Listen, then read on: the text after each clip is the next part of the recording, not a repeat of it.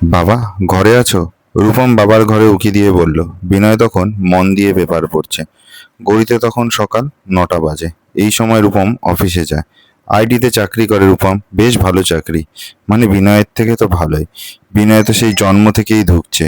রূপমের জন্মের সময় যেমন অবস্থা ছিল, রূপমের বিয়ের সময়ও সেরকম একই অবস্থা। এমনকি এই যে বছর তিনেক আগে নাতি হলো, তখনও একই। মল্লিকার আবদার, এক টুকরো সোনা হলেও তাই দিয়েই নাতির মুখ দেখতে হবে। সেটা জোগাড় করতে করতেই কি নাকানি চোবানি।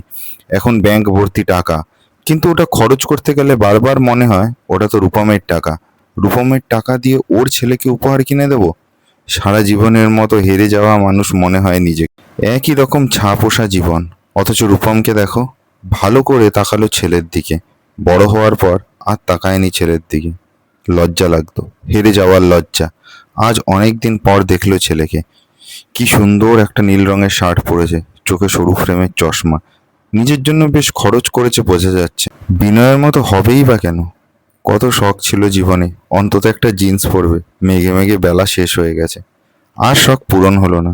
হয়তো করা যেত, কিন্তু তখনই মনে পড়তো ছেলের একটা বই কেনার কথা, কিংবা মায়ের কোনো টেস্ট, বা মল্লিকার রান্নাঘরের টুকিটাকি। বিনয় দেখলো রূপম এসে টুক করে প্রণাম করলো। সাথে সাথেই মনে পড়ে গেল, আজই তো 8ই সেপ্টেম্বর। এই দিনেই তো বাবা হয়েছিল বিনয়। কি খুশি ছিল। বিনয়ের মা নিজের হাতে মিষ্টি কিনে বিলিয়েছিল। বিনয়ের অবস্থা তখনও এরকম একই। নেই নেই আর নেই। থাকবেই বা কি করে? কোনোদিন পাকাপাকি আয়ের কোনো ব্যবস্থা কি সে করেছিল? বাবার আছে তাতেই হবে, এটাই ভেবে নিয়েছিল। বিনয়ের বাবা পোস্ট অফিসে চাকরি করত। বিনয় দেখেছিল বাড়িতে সবসময় এলাহি আয়োজন, ভালো ভালো মাছ, বাজার। ভেবে নিয়েছিল এভাবেই দিন কেটে যাবে। কি করে বুঝবে বাবার সঞ্চয়ে এই দোতলা বাড়ি আর রোগে ভুগে সব শেষ হয়ে যাবে। হয়তো বিমল ভেবেছিল বাবার যা পয়সা, বসে বসে খেতে পারবে সারা জীবন। আর রূপম হয়তো দেখেছে বাবার অক্ষমতাটুকু। তাই নিজের তাগিদে নিজের পায়ে দাঁড়াবার চেষ্টা তার প্রথম থেকেই ছিল। তাই তো আজ রূপম দাঁড়িয়ে গেছে। বাবার পয়সাটা সন্তানের না দেখতে পাওয়াটা বোধহয় খুব দরকার। রূপম নমস্কার করে দাঁড়িয়েই আছে। প্রায় 6 ফুটের কাছাকাছি লম্বা হয়েছে ছেলেটা। তাও বিনয় নাগাল পেয়েছে ছেলে। যত্ন করে স্টাইল করা চুলটায় হাত রেখে বলল, সুস্থ থাকো, ভালো থাকো, উন্নতি হোক। ছেলেকে মানুষের মতো মানুষ করো। এটুকু বলেই থেমে গেল বিনয়। ভাবটা এমন, বেশি বাক্য প্রয়োগ করলে যদি টাকা লাগে। রূপমকে দেখে মনটা আজ বেশ ভালো হয়ে গেছে বিনয়। মাসের প্রথমেই 10,000 টাকা বাবার অ্যাকাউন্টে পাঠিয়ে দেয়। বিনয় ভাবে এই মনে হয় শেষ। কিন্তু না, মাকেও দেয় 10,000 টাকা, সংসার চালানোর জন্য আলাদা করে দেয়। তারপরে তো আছে ছেলে বউ নিয়ে বিলাস জীবন। নিজের যত্নেরও কোনো ত্রুটি রাখে না। কত পায় কে জানে ছেলেটা। লাখখানেক তো হবে নিশ্চয়ই। পোস্টমাস্টার ছেলেকে পড়াশোনায় বিশাল কিছু বানাতে না পারলেও নীতিজ্ঞানটা ভালো শিখিয়েছিলেন। তাই তো বিনয় পারেনি ছেলেরা এটা জিজ্ঞাসা করতে।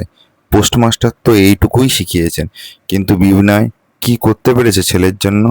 দেখলো রূপম দাঁড়িয়েই আছে। কিছু বলবি বাবা? বিনয় জিজ্ঞাসা করতেই রূপম বাবার কাছে এসে বলল, বাবা, কিছু গিফট দেবে না? মানে? এ আবার কি প্রশ্ন করছে ছেলে? ব্যাংকে এত এত টাকা, ব্যাগে এত টাকা, সে গিফটের জন্য বায়না করছে? বাবা, তুমি গত কয়েক বছর ধরে আমায় কিচ্ছু দাওনি। আজকাল কেউ উপহার দেয় না আমায়। তাই সকাল সকাল তোমার কাছে এসেছি, যদি কোনো উপহার পাওয়া যায়। অবাক হয়ে গেল বিনয়। ছেলে কি বলছে, উপহার? এই বয়সে? কিন্তু কি উপহার দেবে বিনয়? আবার সেই নেই নেই শব্দ কানে বাজছে তার। দুদণ্ড ভেবে সোজা চলে গেল আলমারির সামনে। মাথায় রাখা সেই চকলেটটা নিল। নাতি এসে সকালে যেটা দিয়ে গেছে, রেখে দিয়েছিল বিনয়। দুপুরে খাওয়ার পর আজকাল একটু মিষ্টি খেতে ইচ্ছা করে, তখন খাবে বলে। তাড়াতাড়ি এনে ছেলের হাতে দিয়ে বলল, নে, এটা খা, রাতে উপহার এনে দেবো। রূপম ছো মেরে প্যাকেটটা নিয়ে ছিঁড়ে খেতে লাগলো। মনে হলো এত এত টাকা থাকলেও এরকম খাবার আগে খায়নি রূপম। মনে মনে কেঁদে ফেলল বিনয়। ও তো একজন হেরে যাওয়া মানুষ। ওর জীবনে কিচ্ছু নেই, শুধু নেই আর নেই। কিচ্ছু করতে পারেনি জীবনে। আর ছেলেটার জন্মদিনেও কিছু দিতে পারলো না। বাবা, ছোটবেলাটা খুব মনে পড়ে। জন্মদিনে তখন পার্টি ছিল না, ছিল মায়ের হাতের সেদ্ধ চাল আর গুঁড়ো দুধে জল মিশিয়ে বানানো পায়েস, আর চায়ের দোকানে রেখে। বাবা, অফিসে গেলেই এখন পার্টি হবে, কেক আসবে, খাওয়া হবে, রাতে বন্ধুরা সেলিব্রেট করবে। কিন্তু আমার সেই সুখের ছোট্টবেলাটা খুব মিস করি। বাবা, তোমাকে অনেক ধন্যবাদ আমাকে এমন একটা সুন্দর ছোট্টবেলা দেওয়ার জন্য। কোনো চাপ ছিল না, শুধু আনন্দ ছিল। আর এখন যে কোনো আনন্দে একগাদা চাপ। ছেলের সাথে কেঁদে ফেলল বিনয়। আমি তো হেরে গেছি। তোকে তো কিছুই দিতে পারিনি। খুব আস্তে আস্তে করে কথাটা বলল বিনয়। লজ্জার কথা ছেলের সামনে এর থেকে জোরে বলা যায় না বোধ হয়। বাবা, তুমি হেরে গেছো? আমাকে দেখে মনে হয় তুমি হেরে গেছো?